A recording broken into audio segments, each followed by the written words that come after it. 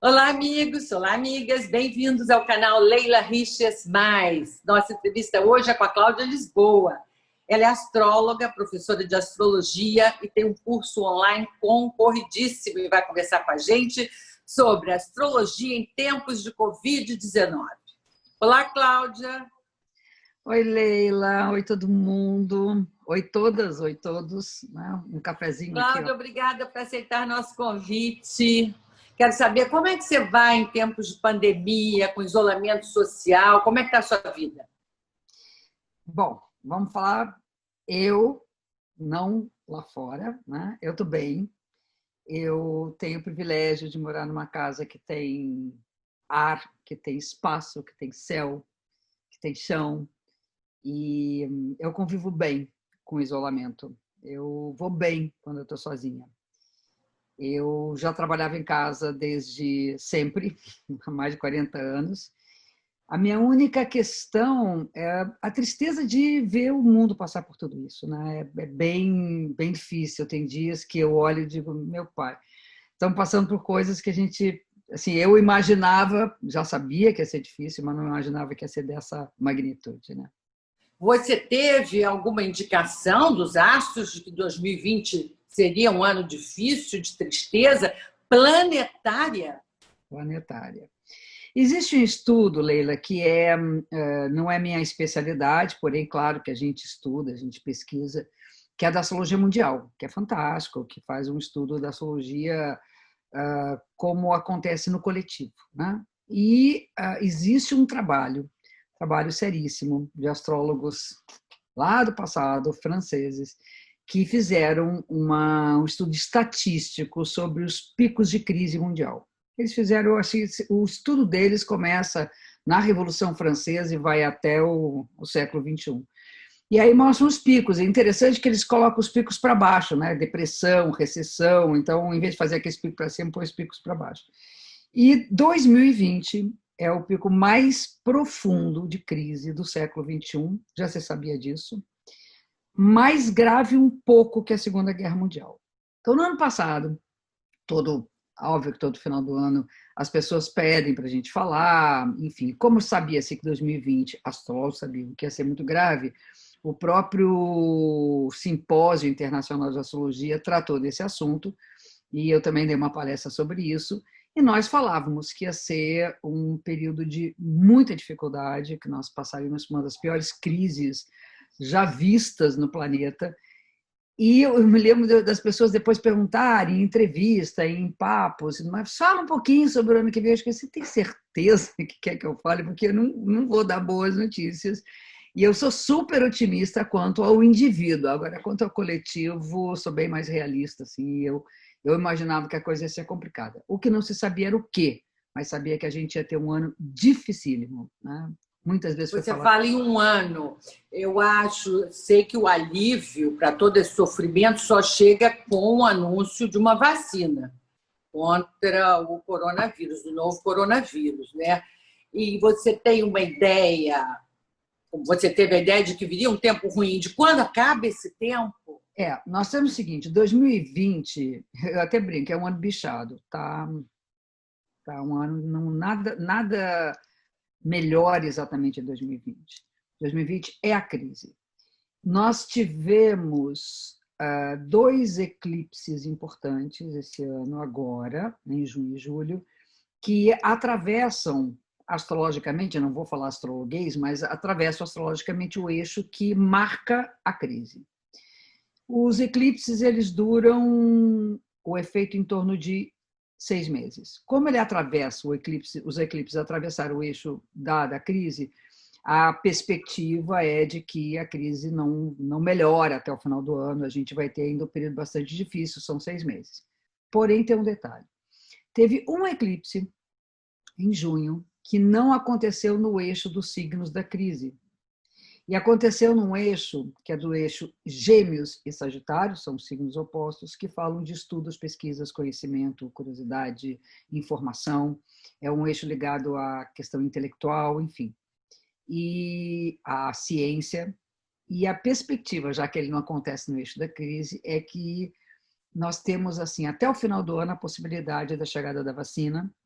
Nós teremos mais um outro grupo de eclipses no início do ano nesse eixo, que, na pior hipótese, pelo menos eu imagino, até metade do ano que vem a gente já esteja com a vacina em franca, né, distribuição. Então, a gente tem uma maneira, vamos dizer, otimista final do ano, mais 6 meses ali como uma coisa mais universal. A questão é, sob o ponto de vista da Organização Mundial, falando em termos econômicos, políticos, vamos dizer, essa depressão a qual nós estamos sujeitos, esse problema todo que está acontecendo, nós temos 2 anos para recuperar isso, 2022 e 2021 e 2022. A estabilização, vamos dizer, o momento que começa o crescimento é 2023. Agora, 2020 é o ano do problema. Isso é muito genericamente, né, Leila? Mas isso é para o planeta todo, não tem uma coisa de hemisfério norte, hemisfério sul ser diferente, não. Nós temos aqui 2 coisas. A astrologia, a gente não está grudado em astro, a gente não está lá amarrado nos astros. Isso é uma astróloga falando, tá? A gente não está amarrada nos astros, né? A gente não depende, assim como imagina, dos astros. A posição dos movimentos astronômicos, que a gente chama de astrológicos, eles mostram um fluxo. Eles conversam com a gente de maneira a gente entender qual o fluxo, então, picos de crise, de melhora, enfim. Acontece que o acontecimento, ou o que vai, vamos dizer, definir o que o acontecimento gera, são as ações do homem, do ser humano, os homens e mulheres. A mesma coisa acontece se eu fizer seu mapa. Ó, Leila, olha só, há uma tendência aqui, não, uma mudança incrível profissional. Isso vai estar vinculado às ações que você tomar. Não adianta você ficar em casa esperando que um telefonema chegue. Então, a ideia é, se você simplesmente desprezar os sinais, pode não acontecer nada. Então, cada país, cada região vai depender da ação política, social de cada um. Se a gente colocar o mapa do Brasil diante da situação coletiva, o mapa do Brasil está bem complicado. Mas não precisa de astrologia, precisa, Leila? Não precisa. A gente está bem complicado. Então, claro que fica aquela coisa, dependendo das ações que nós tivermos, o Brasil pode, vamos dizer, superar esse momento muito crítico para ele, ou não, ou piorar a situação. Isso não depende do astrólogo. O astrólogo simplesmente diz, olha só, está difícil, está complicado. Cláudia, eu fiz uma entrevista com você em 2018, dezembro de 2018. Então, era o início, quer dizer, em seguida, em janeiro, do novo presidente da República, de uma nova legislatura, e eu lembro que você falou que era o início também de um período crítico. Como é que foi isso? Você lembra? Super lembro disso, que era estranho a gente falar sobre isso. É louco que depois, a posteriori, a gente entende tudo, né? Na época era estranho o que eu estava falando. Isso é muito louco para o astrólogo. Você fala uma coisa que soa estranho, mas depois você vai ver que aquilo ali era o que era, né? Tem um ciclo que é uma configuração planetária, de planetas, que se repete em torno de a cada 40 anos, 40 e poucos anos. E se você colocar essa, e alguma coisa, não é exatamente 40, pega ali um ciclo de 5 para cá, 5 para lá, ou seja, né, tem uma ordem de grandeza ali de um tempo. Se você pegar esse período que a gente fez a entrevista e jogar 40 anos atrás, a gente vai entrar na época da nossa ditadura. Simplesmente assim. Que foi a questão da década de 60, que não foi só Brasil, a gente sabe que não foi só Brasil, isso era uma coisa mundial, você tinha toda a América Latina, né, toda ela cercada por ditadura para todo que é lado. Nós tivemos aquele maio de 68, que foi importantíssimo, um grande divisor de águas em termos políticos, em termos de mudança, né? E vivemos trevas durante um bom tempo. E eu me lembro de ter te dito, agora vamos relembrar, ter te dito que a gente tinha uma oportunidade de se livrar daquilo. Que, dependendo de como nós vivêssemos isso, nós só poderíamos resolver isso dali a mais 40 anos. Então, o que a gente está tendo, e a gente está dentro, exatamente agora no olho do furacão. Foi bom você lembrar disso, porque lá era o começo da história, né? Era o iniciozinho, e agora a gente está no meio de tudo isso. Então, é preciso que se faça um esforço gigante para não repetir o que aconteceu. Por favor. Né? E tá claro. Né? Eu nunca imaginei, olha só, não imaginei viver para ver uma possibilidade de uma repetição semelhante ao que a gente viveu, né? Do ponto de vista de bloqueio de democracia, não democracia. Eu, quando teve o golpe de 64, eu tinha 9 anos de idade. Ou seja, eu não votei durante muitos anos, eu não sabia o que era voto, né? E quando finalmente tem uma abertura, eu digo assim, bom, agora nunca mais. Nunca imaginei que a gente viveria uma ameaça. E quando você me entrevistou, eu já estava falando, sem imaginar que iria ser isso, mas que a gente estava num ponto crítico, que estava vivendo algo semelhante àquele passado. E veio. Então, é preciso tomar consciência disso. A astrologia pode... Eu falo assim, no sentido pessoal, Leila, a gente tem muito mais poder de agir com consciência, né? No sentido social, o que a gente pode fazer é o colibri que joga a sua gotinha de água no incêndio. Que cada um de nós possa fazer isso. Aqui a gente está fazendo a nossa gotinha. Que a gente lute pela nossa democracia, porque a gente está num momento muito crítico. Vamos torcer, vamos rezar. Cada um faz a sua Cláudia, parte. e você falou, né? Depende da ação das pessoas, em termos humanos mesmo. Há, sim, no ar, das pessoas de bem, naturalmente, que pensam que assim, a humanidade vai sair melhor dessa pandemia. Querem, é um desejo, né? E eu vejo um esforço também das pessoas para, assim, no sentido do desapego, do ter mais uma compaixão, né? Ter mais entendimento do outro. Você acha que isso vai acontecer? Isso está mais ou menos previsto aí? Vou falar de um estudo de uma astróloga que eu admiro muito, que é a Marta Pires Ferreira. Ela foi premiada há muito tempo atrás, ela trabalha com previsão social coletiva, na astrologia mundial. Ela foi premiada lá atrás, muito tempo atrás, na Suíça, por uma previsão que ela fez da queda do Muro de Berlim, quando ninguém imaginava que ia ter a queda. E ela correu atrás e chegou num mapa muito parecido com o da gente, em que isso aconteceu, a mesma posição, isso aconteceu na chegada do Renascimento. E a Marta não é da pessoa otimista, que vai lá, acha que... Não, muito pelo contrário. E a Marta fala que o que nós vamos viver, passado esse tempo muito difícil, é um novo renascimento. Então, eu torço para que, de fato, a gente comece uma nova era, né? Sair das trevas de uma Idade Média e entrar nas luzes de um renascimento. E tem a data, agora me foge exatamente, é 1870 e alguma coisa, 1580 e alguma coisa, 70 e alguma coisa. O mapa estava exatamente igual ao nosso. E aconteceu uma situação bizarra, chamada pandemia da dança. E isso aconteceu numa cidade no interior da França, em que uma pessoa completamente transtornada resolveu dançar sem parar. Ela não parava de dançar dia e noite e dia. Isso foi contaminando a sua volta. Houve um movimento gigante e milhares de pessoas morreram de tanto dançar. Isso aconteceu no mapa igual ao nosso. E ali marcou também, exatamente, esse mapa marca a chegada de um ciclo novo de renascimento. Então, é interessante, né? A gente fica olhando e fazendo as analogias, né? Com o que já aconteceu na história. Eu acredito sim, Leila, tem uma posição que, olha que interessante, os planetas que hoje marcam a história da crise estão no signo de Capricórnio. Eu acho que quem conhece um pouco o meu trabalho sabe que eu lido com luz e sombra, então o Capricórnio está de um lado e Câncer está do outro.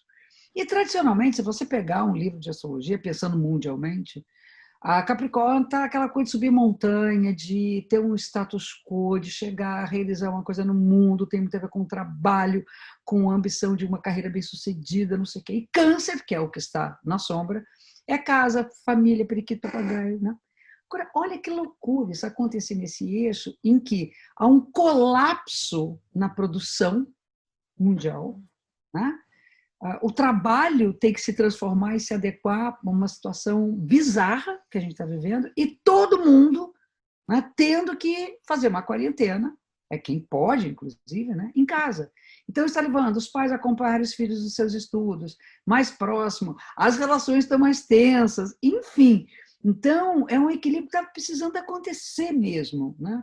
O outro ponto é o Urano em Touro.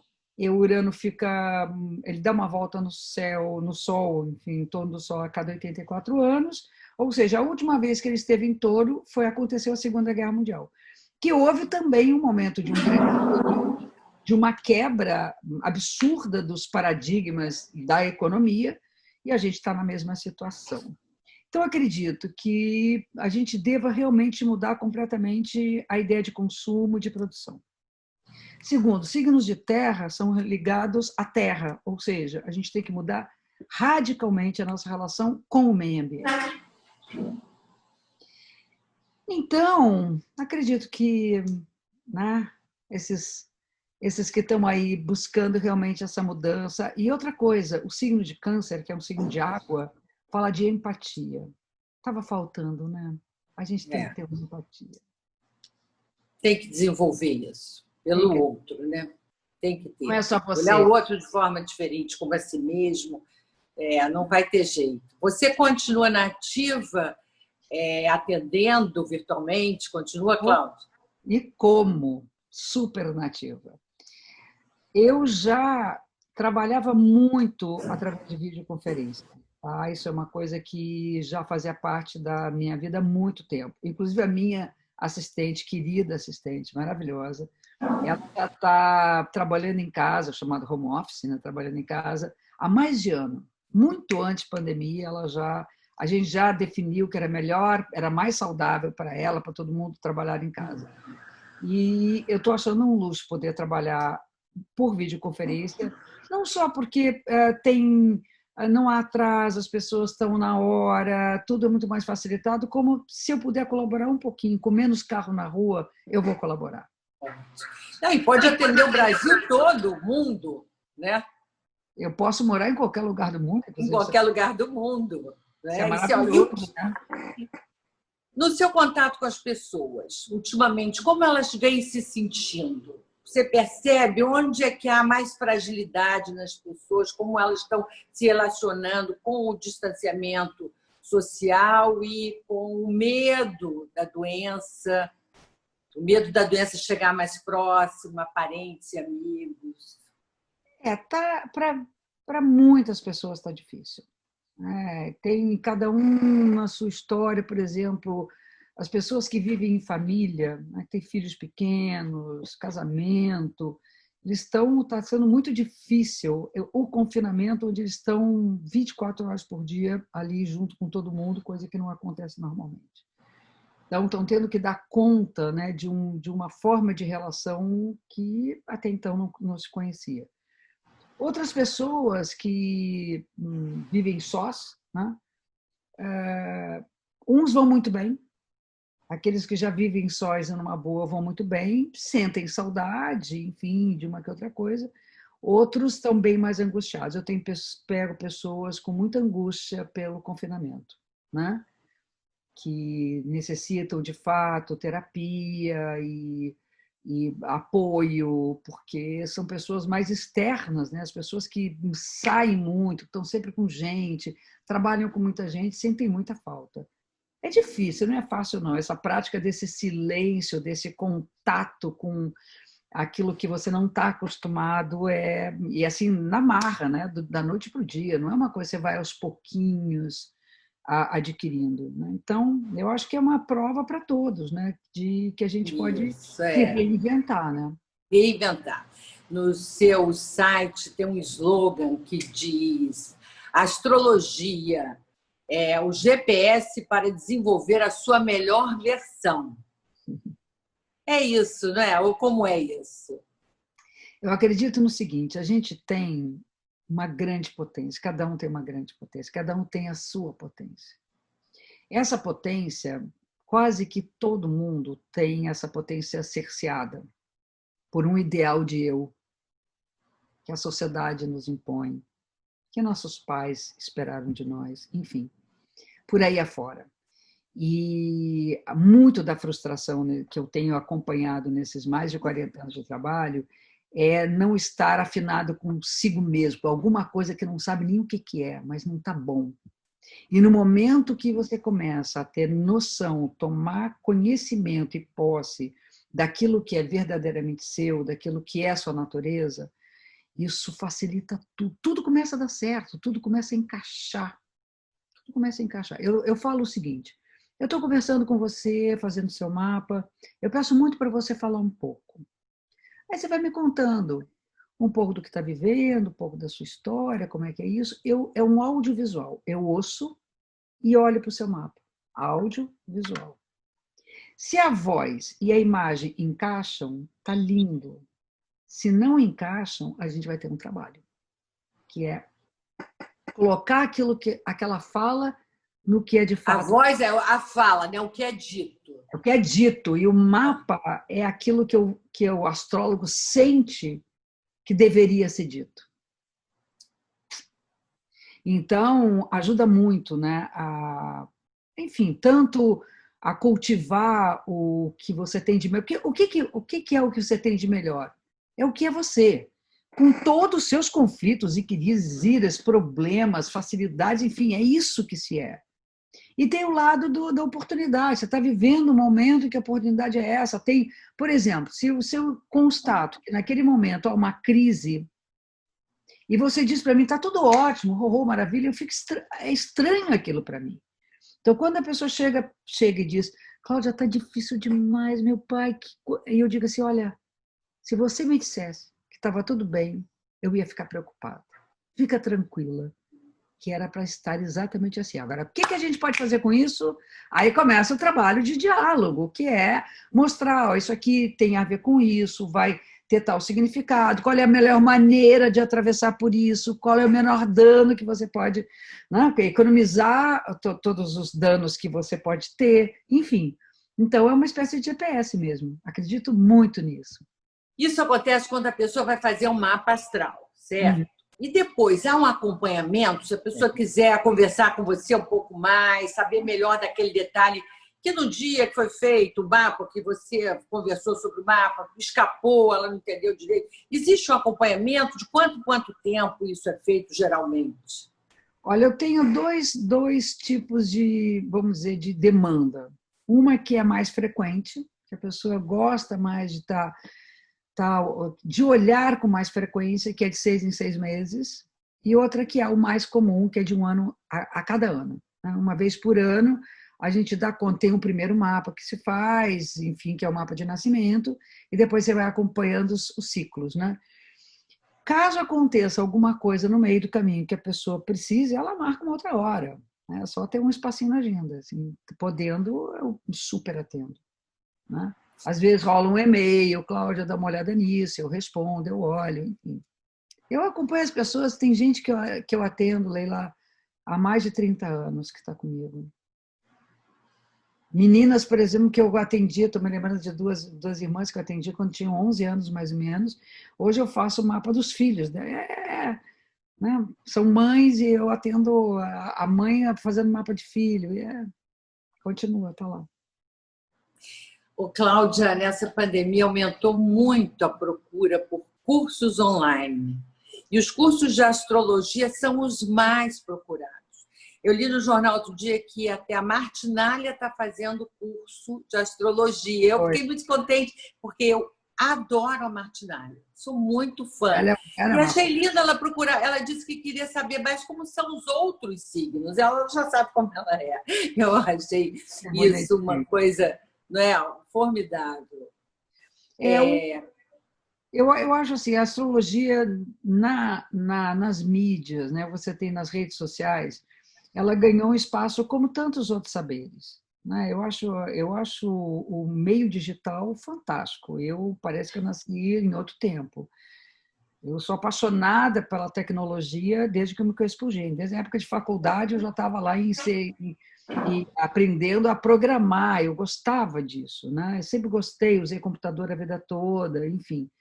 E acho que as redes sociais ajudaram muito a ampliar, tanto para o bem quanto para o mal. Também, claro, que tem um monte de bobagem, como tem tantas outras coisas. Eu acho que quem faz sério fica, quem não faz sai rápido. Eu também acho que isso não me incomoda tanto.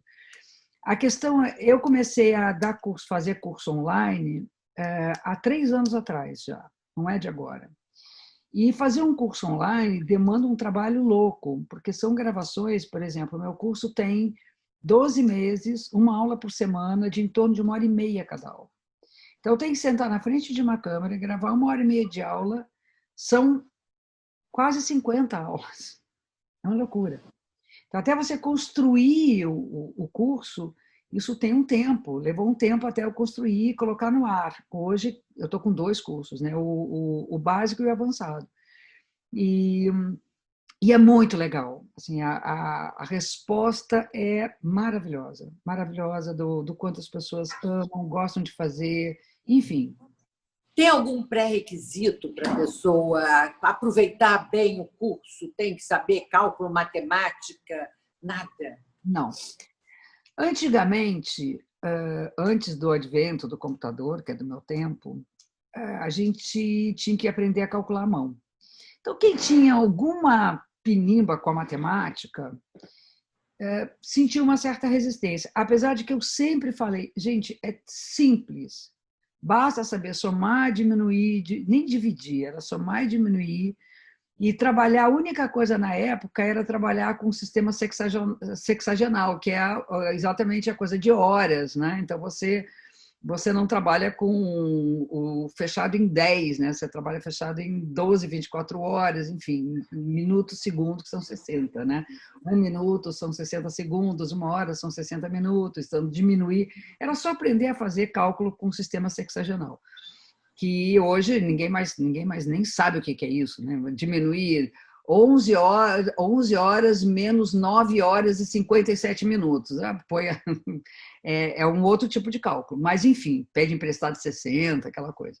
Mas não era difícil, porque eram tabelas, você usava tabelas. Hoje, nós temos programas que dão em segundos, em tempo real. Você coloca os dados da pessoa, clica e o mapa aparece. Evidentemente que eu não faço a menor questão que as pessoas calculem mais à mão, não faz mais sentido. Não precisa. Agora, uma coisa que eu faço questão, e os cursos têm, é uma aula básica de astronomia. Isso tem que ter. Isso tem. Aí aprende todos os movimentos, rotação, translação, precessão equinocial, como é que é uma configuração do céu, como é que é o nascer do céu, do sol, a eclíptica, estações, tudo isso tem que ter. Uma aula básica de astronomia. De astronomia. Tem que saber que a Terra é redonda. Pô, mais do que qualquer outra coisa que a Terra é redonda. Não. É inacreditável. Inacreditável. Não, porque tem. Eu vou falar logo. Eu queria saber o que você acha do astrólogo de Virgínia, porque o guru, né, da família Bolsonaro, Olavo de Carvalho, se diz astrólogo, as pessoas chamam ele de astrólogo, ele parece que ele tem até livro de astrologia, deu curso, fui buscar assim, um pouco de informação na Wikipédia. Mas aí, é terraplanista, como é que fica? O Olavo, ele navegou na astrologia na década de, deixa eu ver, foi 70, na década de 70, mais ou menos. Trabalhou com astrologia, deu aula de astrologia, e simplesmente abandonou a astrologia completamente. Ele não acredita. Simplesmente o quê? Desculpa. Simplesmente abandonou a astrologia. Abandonou. Na época que ele trabalhava e ensinava astrologia, ele já tinha umas posições polêmicas em relação à teoria astrológica, ou seja, o cara já era polêmico até na astrologia e ele simplesmente não tem compromisso algum. Ele não é um astrólogo. É um desserviço para nós chamar Olavo de Carvalho de astrólogo. Eu fico realmente muito indignada, né? Quando, porque é o astrólogo. Ele não é um astrólogo. Ele não é nada. Ele é um maluco. É a mesma reação dos filósofos, que dizem, não, é um desserviço chamar Olavo de Carvalho de filósofo. Ele não é nada de filósofo. Ele não é nada. Ele não é nem filósofo, nem astrólogo. Muito menos astrólogo. Muito menos astrólogo. Porque a filosofia, segundo ele nunca abandonou. Ele lê, ele isso, ele aquilo. Então, ele se relaciona com a filosofia como alguma coisa atual. A astrologia ele abandonou na década de 80. Isso já tem mais de 30 anos que o Olavo não é astrólogo nem no sentido da prática, nem no sentido do interesse em nada. Não é um astrólogo. Então, para mim, é nada. É só então, vamos deixar o nada para lá. Deixa voltar para uma. Deixa para lá. Canta para subir, canta para subir. Isso. Você falou que atendia duas mulheres desde criança, desde 13, 14 anos, né? Isso é muito bonito, acompanhar a vida das pessoas. Como foi? Você tem 2 filhas, né, Cláudia? Tenho 2 meninas. 2 filhas. 2 meninas. E uma das suas filhas, Mel Lisboa, está fazendo uma bela carreira como atriz. Você também fazia o mapa dela, ia lá pelo seu GPS da astrologia, orientar, ela via consultar você, ou era mais arredia, porque, em geral, a gente não quer muito, né? Quando é mais garoto, que a mãe dê muito pitaco na vida da gente. Como foi essa relação? A relação com as meninas é uma relação muito especial. Primeiro, porque eu eduquei as meninas sozinha. Então, o pai das meninas, que é um amor, que a gente ama, adoro, ele foi para o Sul, voltou para o Sul, e eu fiquei aqui. Então, uma decisão dos dois. Então, fiquei com as meninas e me criei praticamente sozinha. Então, é uma relação muito próxima, né? Uma mãe de 2 mulheres, o tempo todo juntas. Eu sempre trabalhei em casa, então sempre tive muito contato, tipo agora, né? Eu sempre tive contato com as meninas, sempre participei muito de tudo isso. A história da Mel, por exemplo, dar o exemplo da Mel, que é conhecida, todo mundo fala, todo mundo me pergunta. Quando a Mel estava para nascer, eu não sabia se era menino ou menina, enfim, a gente tinha nome para menino e para menina, e sabia que ia ser um mapa denso, sabia que a criança ia ser profunda e densa. E aí, para menino, a gente tinha pensado João, que é um nome super, né? Luz, enfim, tem uma coisa leve. E para menina, eu cheguei, Mel, para adocicar a bichinha. Então, era um mantra.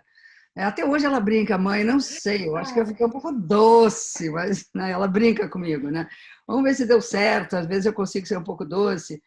E, enfim, e aí veio Mel, tinha a Luna, né, que é a primeira filha, e como Mel tinha essa coisa muito intensa, muito densa, eu, para dar conta disso, eu falei, tem que botar essa menina no teatro. Mas nunca imaginava em ser, eu não fico pensando lá na frente. E aí, de fato, para dar conta daquela, eu botei ela no teatro. Foi para Laura Alvim estudar teatro. E isso deu no que deu, que ela se tornou uma atriz. A outra filha é veterinária, ou seja, são totalmente diferentes. Uma é muito ligada à ciência, ela é uma pesquisadora, ela fez mestrado, enfim, teve uma vida acadêmica, é outro mundo, né? E segundo o meu companheiro, Edu, que era psicanalista, ele diz assim, você tem uma vantagem como mãe, porque você conseguiu criar 2 meninas muito diferentes, isso depõe a seu favor. É claro que eu tive, como toda mãe, todos os filhos, tivemos todos os problemas naturais e normais de mães e filhos, né? Mães e filhas e filhos. Mas eu pude conquistar durante todos esses anos, nós pudemos, o lugar de amiga, porque eu sempre disse para as filhas que mãe não era amiga. Não vem com essa que mãe tem que ser amiga, que mãe não é amiga, mãe é mãe. Ainda mais eu ali sozinha com aquelas 2 mulheres. E com o passar do tempo, me lembro um dia, lá, já tudo com mãe de filho, já, né? Já grande, a gente sentou e disse assim, agora acho que a gente pode dizer que a gente é amiga, é tão bonito. E elas me consultam, não tem menor pudor disso, Leila. Consultam. Total. Vou botar um arzinho condicionado aqui. Elas me consultam, tipo, mãe, dá uma olhadinha aí para ver como é que tá. Então eu digo, olha, vamos lá. Não é muito fácil, porque você tem um envolvimento emocional, né? Esse envolvimento emocional, como é o caso do psicanalista, né?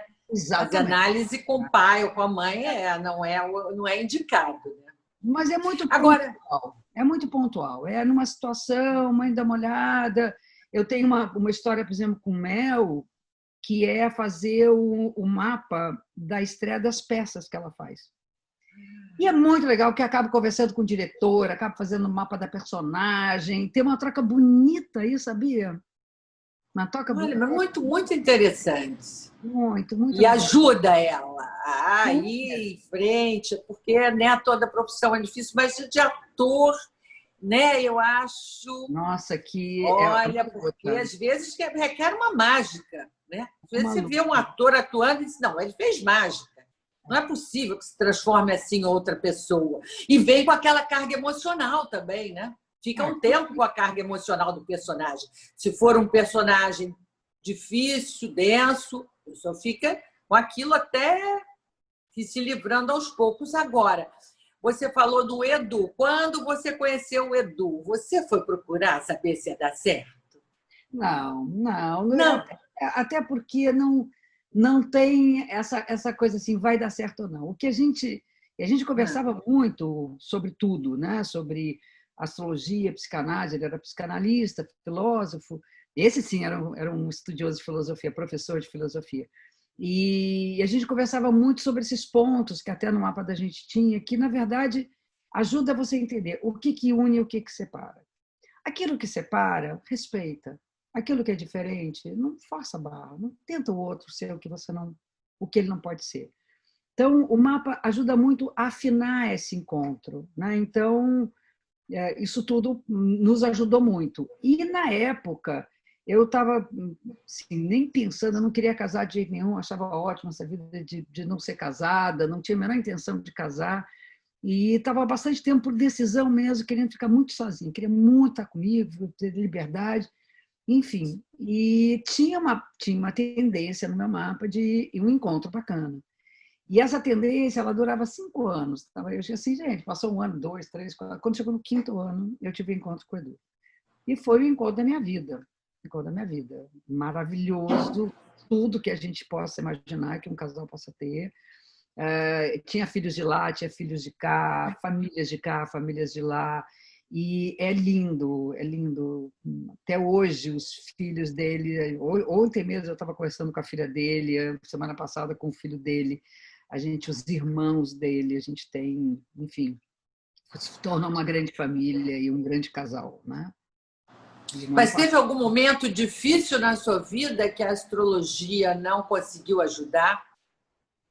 A astrologia ajuda na medida que você toma consciência e age de acordo com aquilo, né? A astrologia, ela é apenas o GPS. Eu aqui, por exemplo, no ano passado, quando foi o período de terminal do Edu, né? Quando porque o Edu ficou doente e entrou no estado terminal no ano passado. A astrologia me ajudou muito a entender o que aquilo representava, a respeitar o desejo dele. Ele queria morrer em casa, a gente fez tudo, e foi tudo aqui, com os filhos, cachorro. Era um ninho de amor, assim, era uma coisa. E essa preparação, a astrologia me ajudou muito, eu tenho certeza disso. Não é fácil você perder o amor da sua vida.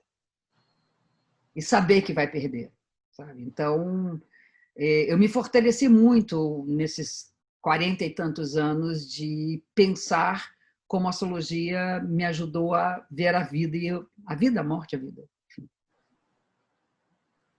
É isso. Cláudia Lisboa, muito obrigada pela entrevista. Foi tanta coisa boa que eu não só vou pensar sobre isso, como vou assistir imediatamente de novo, porque eu acho que tudo que ajuda, que a gente puder ter na vida, boa ajuda, claro, coerente, é importante.